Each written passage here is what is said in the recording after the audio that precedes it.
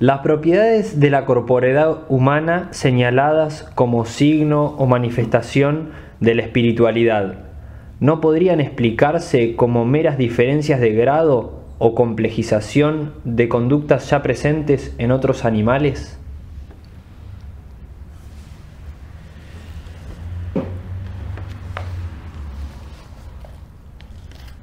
Esta es una pregunta que podemos empezar a responder haciendo consideraciones más generales que nos llevarán al asunto en sí mismo.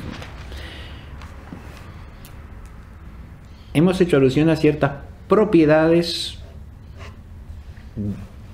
de la corporeidad humana en las que a nivel fenoménico puede uno advertir que en el hombre se da una naturaleza singular y esencialmente otra respecto precisamente de toda naturaleza meramente sensitiva, es decir, animal.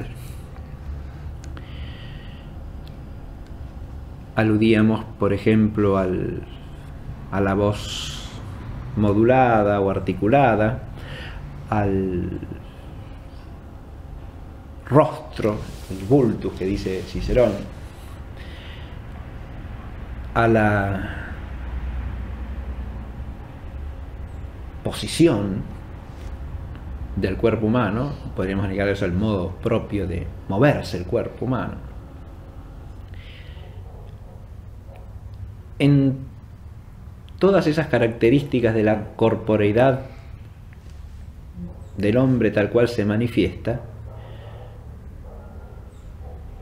lo que podemos apreciar es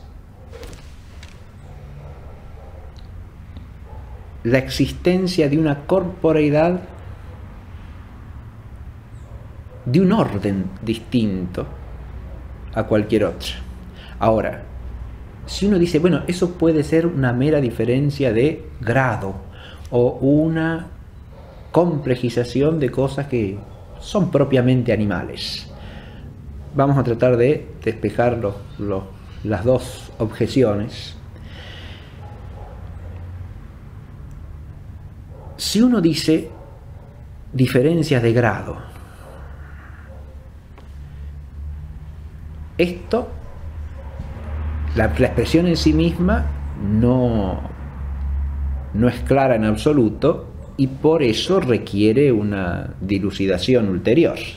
Si usted habla de diferencia de grado, puede estar hablando de una diferencia de grado de perfección esencial, por ejemplo. Es una diferencia de grado, pero de grado de perfección esencial. Y lo que tiene es una naturaleza y otra naturaleza. Eso es precisamente lo que hay que reconocer en este caso. Una diferencia de grado de perfección esencial. Más aún de perfección genérica, porque lo que se nos manifiesta en ese tipo de corporeidad es otro género de vida. Claro que es una diferencia de grado, pero de grado de perfección esencial, insisto. Para que se despeje el problema a este respecto, habría que, bueno, hay otro tipo de diferencia de grado. Y sí, la diferencia de grado puede ser una cuestión meramente accidental, pero eso presupone unidad de naturaleza. O puede ser una cuestión meramente de intensidad de una cualidad o de cantidad, pero de una diferencia de grado cuantitativo, ¿no? O de una diferencia de grado cualitativo, pero eso supone una misma cualidad o una misma cantidad.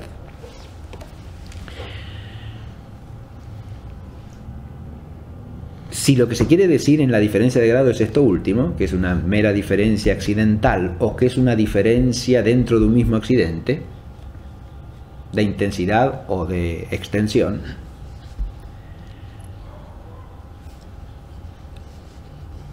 entendiendo de esta manera la objeción, tenemos que responder que aquí hay un principio fundamental que tenemos que respetar, y es que las propiedades manifiestan la naturaleza o la esencia. Ahora bien, estas características o estas manifestaciones propias de la corporeidad humana que estamos señalando, son propias precisamente en cuanto que no se dan en otra naturaleza. Si no, ya no serían propias. Si lo que se quiere decir es que no son propias, entonces tendremos que discutir sobre eso. Es decir, que lo mismo se da en otra naturaleza. Que la voz articulada arbitrariamente y a voluntad, como se da en el hombre, se da en otra naturaleza.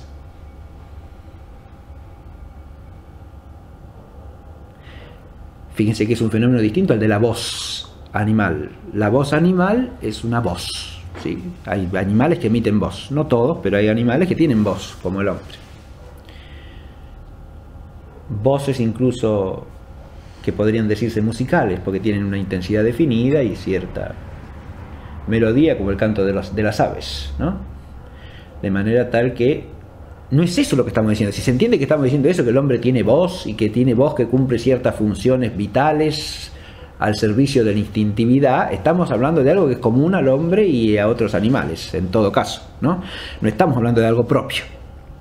Si decimos de la voz humana como voz modulada, como un signo de la naturaleza humana, como naturaleza racional o espiritual, no estamos hablando de algo que es común al hombre y a otros vivientes esencialmente sensitivos.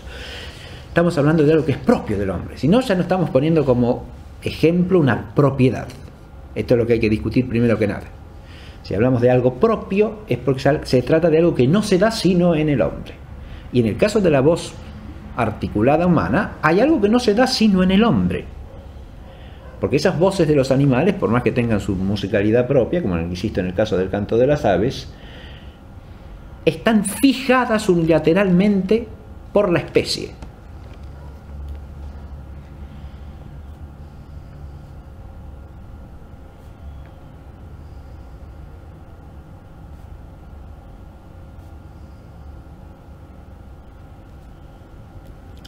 Y en ningún caso se transforman en signos que se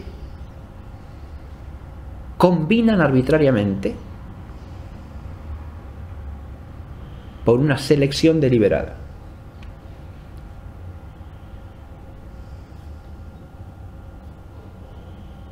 Esa es la propiedad humana.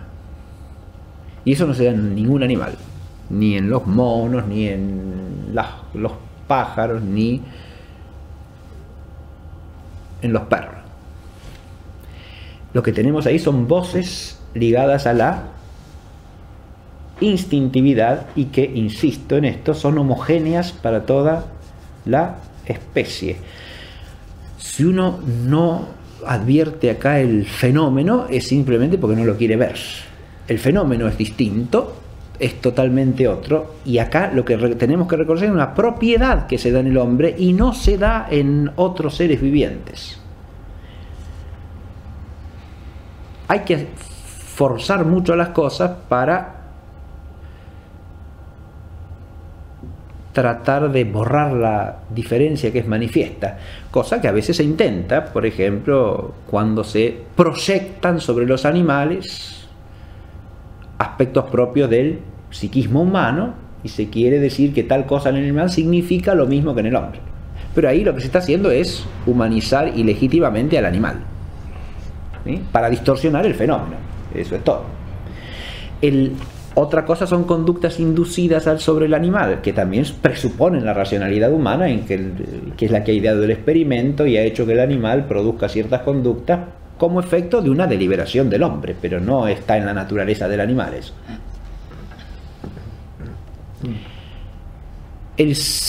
Lo que estoy tratando de hacer notar es que si partimos de una manifestación propia, no se puede entender por manifestación propia algo que se dé de un modo esencialmente uno en el hombre y en otros seres vivientes. Entonces lo primero que hay que advertir, si no ya lo que estamos poniendo como manifestación propia no sería una propiedad. Ahora, si es una propiedad, nos lleva a una diferencia por lo menos esencial, porque las propiedades derivan de la esencia y son accidentes que se dan necesaria y exclusivamente en esa esencia y no en otra. Y en este caso nos llevan a un tipo de vitalidad, y para esto hay que profundizar filosóficamente en la consideración de estos fenómenos y su relación con la naturaleza viviente, a un tipo de vitalidad que es genéricamente otro que el animal, no solo específicamente otro que cualquier otro ser sensitivo, sino que supone un género de vida que trasciende toda sensitividad.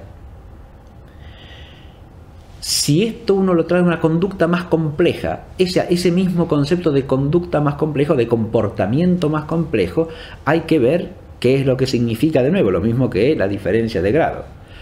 Porque si con conducta, comportamiento más complejo queremos decir una operación que es de un orden de complejidad tal que no puede sino pertenecer a otro género de vitalidad, estamos de acuerdo, ¿sí? Ahora, si lo que se quiere decir con conducta más compleja o con comportamiento más complejo es nada más que un fenómeno que no hace más que añadir una pequeña variación accidental a otra cosa que ya se da, ¿no? Como si la palabra articulada del hombre fuese básicamente lo mismo que cualquier signo instintivo de cualquier otra especie, ahí es donde hay que decir rotundamente que no, porque sería igualar dos fenómenos que son como fenómenos distintos. El modo de articulación y de musicalidad que tiene la voz humana no existe en ninguna especie viviente sensitiva. Porque, insisto, es un modo de articulación que se da de múltiples maneras, a diferencia de lo que pasa en las especies, que tienen todas sistemas de signos únicos, porque están determinados ad unum por la instintividad. En el hombre hay una multitud de lenguajes, hasta tal punto que no son comunicantes entre sí, a pesar de la unidad vital de la naturaleza humana. Hay una unidad esencial, pero hay multitud de lenguajes. Y eso se debe a que allí, lo que tenemos allí es un sistema de signos que no procede de la instintividad. Este es el problema. Y si no reconocemos esto, estamos suprimiendo el fenómeno, así de sencillo. Estamos reduciendo un fenómeno que es más complejo, sí, más complejo esencialmente. Porque implica una dimensión sensitiva, sí, la de la voz que expresa, pero al mismo tiempo una dimensión intelectual que es la de la inteligencia y la voluntad que organizan el sistema de signos y que le dan ser al sistema de signos como una combinación arbitraria, lo cual supone una selección racional y libre, una combinación arbitraria de fonemas que a su vez son signo expresivo de lo que la inteligencia humana entiende. Si uno suprime la totalidad del fenómeno, lo que está haciendo es tratar de reducirlo a una cosa que es menos compleja esencialmente que él, a una realidad del lenguaje que es al mismo tiempo sensible e inteligible, es corpórea y espiritual ya en la manifestación misma del signo. Uno, en el fenómeno digo del signo, uno está tratando de reducirlo a una conducta o a un comportamiento de orden esencialmente inferior. Y entonces lo puede considerar como una variación de grado de lo mismo, o como en el sentido de grado occidental, o como un comportamiento más complejo solo por una variación de complejidad accidental sobre lo mismo, ¿no? Como cuando a veces se dice que, bueno, que eso, la diferencia entre el lenguaje del hombre y de los monos se debe simplemente a que el cerebro humano es más complejo que el cerebro del simio, ¿no? Eso es todo. Pero ahí se está explicando el lenguaje humano como si fuese un mero sistema de signos instintivos, que es lo que fenoménicamente no es. Ahí se está pasando por alto el hecho. Y con una intención evidentemente reduccionista, es decir, de reducirlo a algo que es inferior. Me he detenido básicamente en la propiedad de la palabra, porque es quizá la que más fácilmente se puede dilucidar a este respecto. Pero lo mismo vale de las otras, ¿no? Uno, cuando habla de la gestualidad humana como propiedad del hombre, donde entra la idea del rostro que dice Cicerón, o de la risa a la que hace alusión Aristóteles como propiedad humana, pero todos los tipos de gestualidad que son propios del hombre y que surgen también en relación con la peculiaridad del modo en que se mueve el cuerpo humano como cuerpo viviente, es decir, se mueve bajo la guía de la razón y bajo el control de la voluntad, no se mueve de cualquier manera. Es un cuerpo, podemos decir, que se mueve racionalmente, ¿no? Puede tener movimientos reflejos, puede tener movimientos de tipo instintivo, pero tiene una movilidad que trasciende todo eso. Y esa es su propiedad, ¿no? Lo mismo que la de la gestualidad. Ahora, lo que no cabe hacer aquí, si se procede desde una evidencia realista, es suprimir la distinción de la propiedad, es decir, no reconocerla como propiedad. Ahí estaría todo el problema.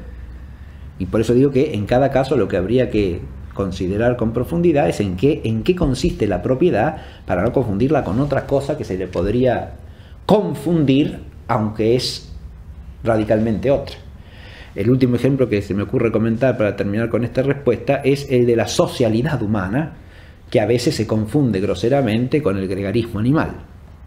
Cuando la socialidad humana presupone como fenómeno la racionalidad, porque ser socio es convenir con otro en la voluntad del mismo bien común y comprometerse a buscarlo responsablemente. Ahora, eso no es algo que se da en el gregarismo instintivo, es algo propio del hombre. Te puede después decir que no hay socialidad o pretender que la socialidad no es más que un rejunte instintivo para la supervivencia de la especie. Eso ya no es sociedad. De lo que está usted hablando ahí ya no es de la socialidad, está hablando de un gregarismo instintivo, ¿está claro? Pero lo que está haciendo al hacer eso, y si eso lo aplica al hombre, es suprimir lo que es propio del hombre. El hombre vive en sociedad, no vive en asociaciones gregarias, es decir, no vive en un grupo de individuos unidos por la instintividad. Eso no es un hábitat humano y no es una sociedad humana lo que surge de ahí. Es una sociedad de seres sensitivos. Si usted tiene individuos de una especie viviente que se unen por la instintividad en orden a cumplir los fines de la especie, lo que tiene es gregarismo animal. Ahora, si tiene seres que por su voluntad común se comprometen a procurar el bien común, ahí tiene una sociedad. Eso es lo que es propio del hombre. Lo que pasa a veces en estos temas es que cuando hablamos de las propiedades de la naturaleza humana, solemos perder de vista a veces cierta tendencia a confundirlas con cosas que son inferiores a la naturaleza humana. Y eso es lo que hay que evitar desde el comienzo. Y en el caso de las manifestaciones corporales propias de la naturaleza humana, en lo que hay que reflexionar para no caer en la reducción es en qué consiste esa manifestación propia y qué es lo que nos permite distinguirla esencialmente de manifestaciones a lo mejor con cierta semejanza que se pueden dar en un ser viviente sensitivo. Pero esa cierta semejanza, esa distancia analógica, porque se trata de géneros de vida distintos, ¿no? Esto es lo que hay que concluir, pero el fenómeno que hay que respetar es la distinción entre una propiedad y la otra, o sea, la propiedad del ser sensitivo y la propiedad del ser humano.